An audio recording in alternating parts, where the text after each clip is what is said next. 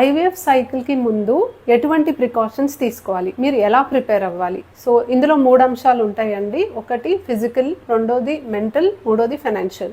So egg and sperm quality బాగుంటే మంచి embryo form అవుతుంది, అండ్ గర్భసంచి లోపల లైనింగ్ బాగుంటే ఎంబ్రియో అతుక్కోవడానికి అనుకూలంగా ఉంటుంది. ఎగ్ అండ్ స్పర్మ్ క్వాలిటీ మీకు మంచిగా ఎన్హాన్స్ అవ్వడానికి డెఫినెట్లీ డాక్టర్స్ కొన్ని మెడిసిన్స్ ప్రిస్క్రైబ్ చేస్తారండి. టైంకి ఆ మెడిసిన్స్ వేసుకోవాలి, హెల్దీ లైఫ్ స్టైల్ ఫాలో అవ్వాలి, మంచి ఫుడ్ తీసుకోవాలి, అండ్ రెగ్యులర్గా హస్బెండ్ వైఫ్ కలవాలి.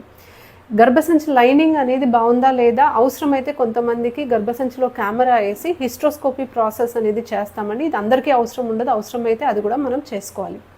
Second thing is mentally prepare అవ్వాలి. సో ఐవీఎఫ్లో మనకి 100% సక్సెస్ రేట్ ఉండదండి.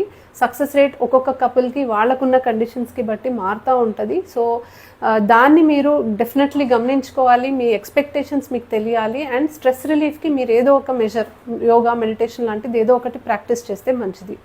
అండ్ థర్డ్, ఫైనాన్షియల్గా కూడా ప్రిపేర్ అవ్వాలండి. సో ఈ మధ్యకాలం డెఫినెట్లీ ఐవీఎఫ్ చాలా అఫోర్డబుల్ అయిపోయింది, but still it's not an emergency కాబట్టి మీరు ఫైనాన్షియల్గా కూడా ప్రిపేర్ అయినప్పుడు దిగితే మీకు అంత మెంటల్ స్ట్రెస్ అనేది ఉండదు. సో ఈ 3 అంశాలు గమనించుకొని మీరు సైకిల్ స్టార్ట్ చేస్తే మంచిది. Thank you.